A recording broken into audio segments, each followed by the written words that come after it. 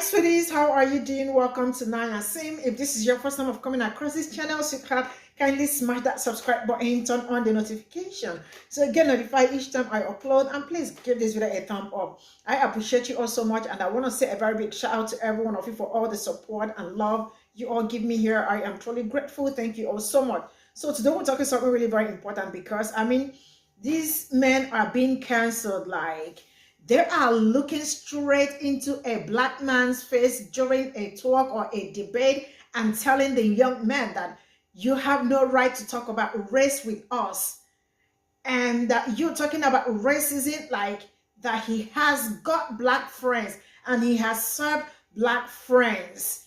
So for that reason, he cannot be racist. And I am like straight up on this young man's face. And that exactly shows the kind of person Dr. Phil and the same man, because this debate is more like on a race card, right?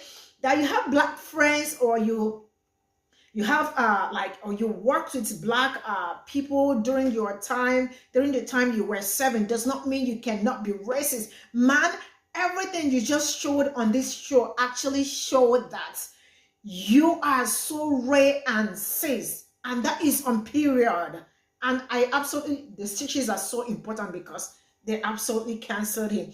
In fact, cancel them. Send it to the screen. Let me roll this clip. We'll come back to talk about it. And I absolutely want to read all your comments. Let me know what you all think in the comment section. And straight up, let me roll the clip.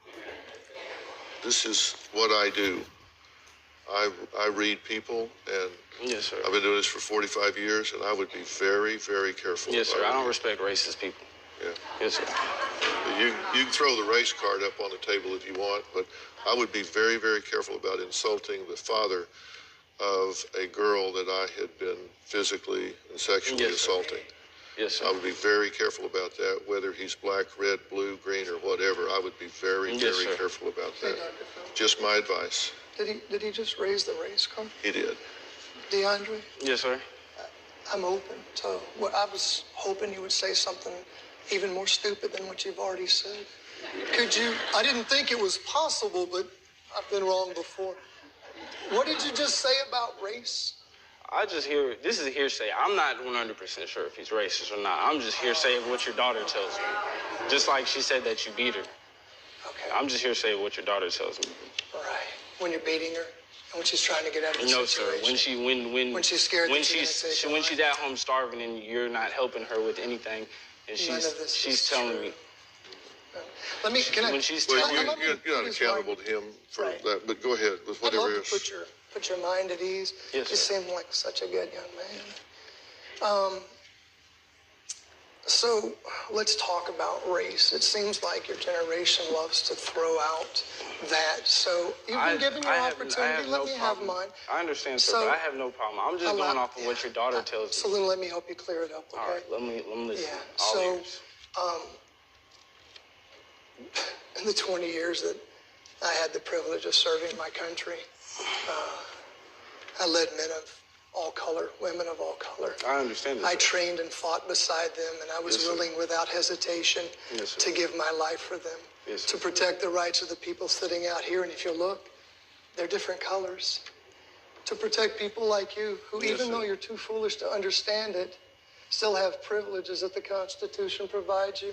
And there's men and women that are willing to fight for those. So the two best friends that I had the privilege of knowing, one was a black man, and my wife can tell you this, he and I were brothers. We were. And the day that I got the call from his wife that he had died in Afghanistan was probably one of the saddest days of my life. And I still weep when I think about his passing. You don't have the right to speak about race when you talk to me. If I'm the man that you think that I am, I would not have raised the daughters that I raise who don't see people based on the color of their skin. My daughter was in love with a black man before she met you, and he's awesome. He was good. My wife and I were actually excited about the prospect that he was going to propose to her. And every time we see him, we embrace him and we tell him that we miss him. I have a daughter that married a Hispanic man. We didn't raise our children to see color. We raised them to love good people, which is why we're having trouble with kids. Very careful if I were you.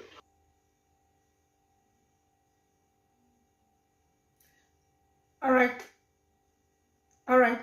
This man is so racist.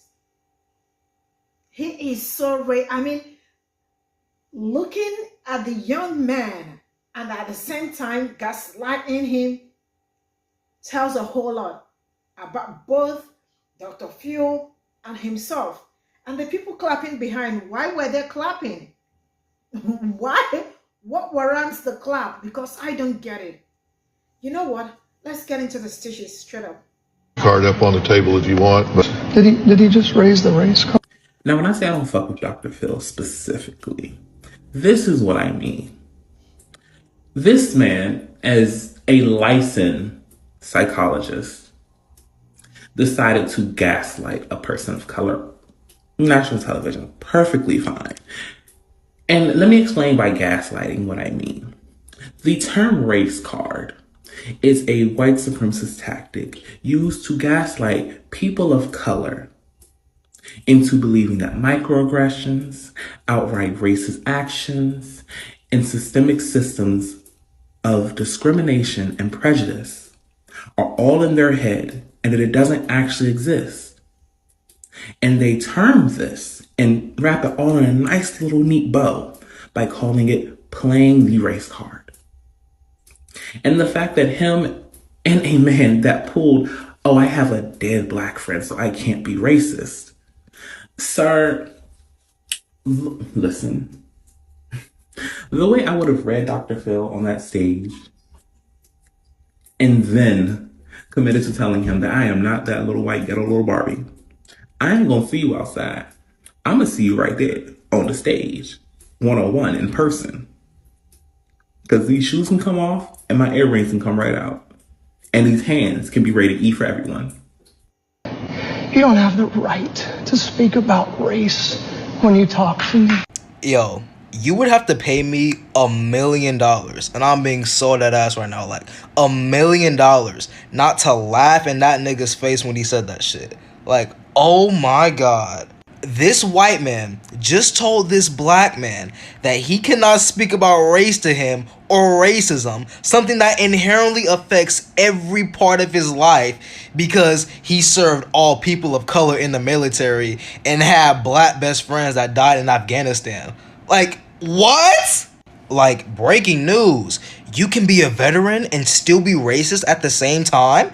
You can serve all people of color in the military and still have implicit biases and all?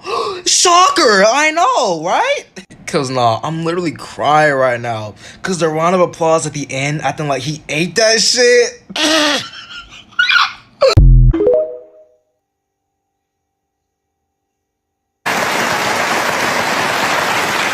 There's a lot going on in this clip and in this story in general, but this part's really important to highlight. This fellow right here, and I'm assuming Dr. Phil as well, are of the understanding that not only could they not possibly be racist because, you know, they've got black friends, but that this young man of color has no right to talk about race with them because of that. First, having a black friend or fighting in the US military is no shield against internalized racist beliefs, especially because of the reality that those beliefs are baked into your worldview if you grew up in the US. In fact, if you find yourself bringing up the fact that you have a best friend who's black, or you served in the US military when someone says you might be racist. Second, when someone uses the expression the race card, as Dr. Phil and the guy speaking here do, it's always done in a condescending way that puts their whiteness on display for everyone to see. The person that deflects conversations about racism by complaining that some race card has been played is someone that's unwilling to deal with the possibility that they have expressed or are expressing racist attitudes. Like the racism from both Dr. Phil and the guy speaking here is very clearly on display. Most especially because they think they're more qualified to talk about race than a young man of color. Because, you know, they have black friends. All right, this is all I got from the stitches, and I absolutely want to read all your comments. Let me know what you all think in the comment section, and see you all in my next video. Bye for now.